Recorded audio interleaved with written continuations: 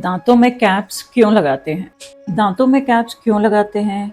किस टाइप की कैप लगानी चाहिए? उनके डिफरेंसेस क्या हैं? उनका खर्चा कितना आता है? उनका तरीका क्या होता है बनाने का? वो कैसे दिखते हैं? उनकी क्या गारंटी वारंटी होती है? ऐसी सब चीज़ें आज हम डिस्कस करेंगे। हेलो, मैं हूँ डॉक्टर आकांक्षा ठाकुर और आज मैं आपको दांतों में जो कैप्स लगाते हैं उसके बारे में आपको मैं बताना चाहूँगी। दांतों में कैप्स कब कब लगाई जाती हैं? से सपोज जब आपका कोई दांत मिसिंग है, मतलब जैसे आपका दांत निकल गया है एंड आपको उसको रिप्लेस करवाना है, देन अगर आपका रूट कैनाल ट्रीटमेंट हुआ है तो उसके ऊपर से फिर कैपिंग की ज़रूरत है। और अगर आपका कोई दांत टूट गया है, मतलब मोर देन हाफ अगर दांत टूट गया है तो तब भी आपको कैप लगाने की ज़रूरत है। एंड अगर आप इम्प्लांट करवा रहे हैं तो उसके बाद आपको कैप की ज़रूरत पड़ती है। और अगर किसी वजह से आपके दांत लूज होकर गिर जाते हैं, निकल जाते हैं, तब भी आपको कैप्स की ज़रूरत पड़ती है। तो ऐसे सिचुएशंस में आपको, जब आप अपने डॉक्टर के पास जाते हैं, डेंटिस्ट के पास, तो वो आपको 3 तरह के कैप्स बता देते हैं कि मेटल सिरामिक और जिरकोनिया।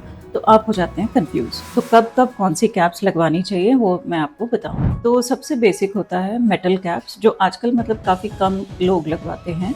मेटल ये बहुत शाइनी दिखते हैं, मतलब चांदी के कलर के होते हैं एंड ये भी स्ट्रॉन्ग होते हैं, आप इन्हें भी लगवा सकते हैं। These are the most basic ones. अगर आपको कोई बजट इश्यूज हैं, आप PFM या जिरकोनिया कैप अफोर्ड नहीं कर पा रहे, तो आप पीछे वाले दांतों के लिए मेटल कैप्स लगवा सकते हैं, उसमें कोई प्रॉब्लम नहीं है। दूसरे तरीके के कैप्स होते हैं PFM, that is porcelain fused metal, मतलब अंदर से आपको मेटल होगा और ऊपर से आपके दांतों के कलर की लेयरिंग होगी सिरामिक। ये वाले कैप्स भी स्ट्रॉन्ग होते हैं एंड इसमें भी एक्चुअली 2 टाइप्स के आते हैं। एक तो होते हैं हैंडमेड कैप्स होते हैं और एक होते हैं लेजर सिंटरिंग, DMLS कैप उसे बोलते हैं।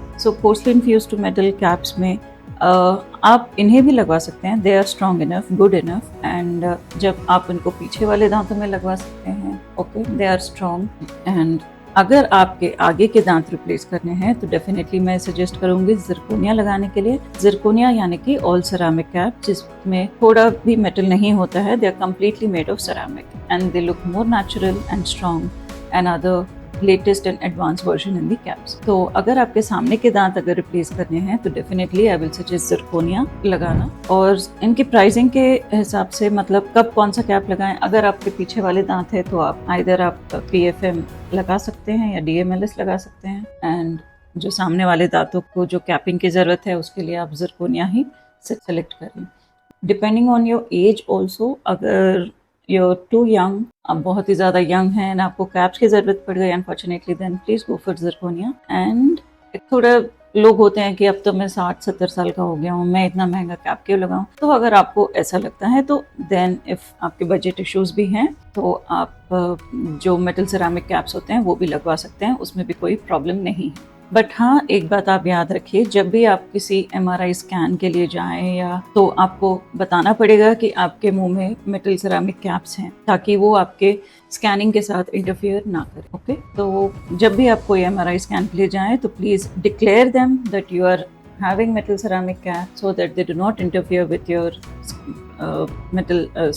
with your scanning. And usually MRI scan से पहले ये कैप्स निकालने होते हैं अगर मेटल सिरामिक हैं तो, एंड देन बाद में उसको रिप्लेस कर सकते हैं। तो ये थे बहुत ही सिंपल तरीके से मैंने आपको समझाया कि क्या क्या टाइप के कैप्स होते हैं, कब कौन से लगवा सकते हैं। रेंजेस अगेन कॉस्ट वाइज अगर आप देखेंगे तो metal ceramic caps they start from 3000 go up to 5000 and zirconia they start from 10,000। इसमें भी अलग अलग तरीके के ब्रांड्स होते हैं, 3M होता है, वोक्लार होता है, बहुत कुछ होता है, इवन मेटल सिरामिक में। सो बेसिकली आपका कॉस्टिंग, आपका जो खर्चा आएगा वो डिपेंड करेगा कि आप किस क्लिनिक में जा रहे हैं, उसकी लोकेशन और डॉक्टर का एक्सपीरियंस एंड जो वो मटेरियल यूज़ करते हैं उस पर।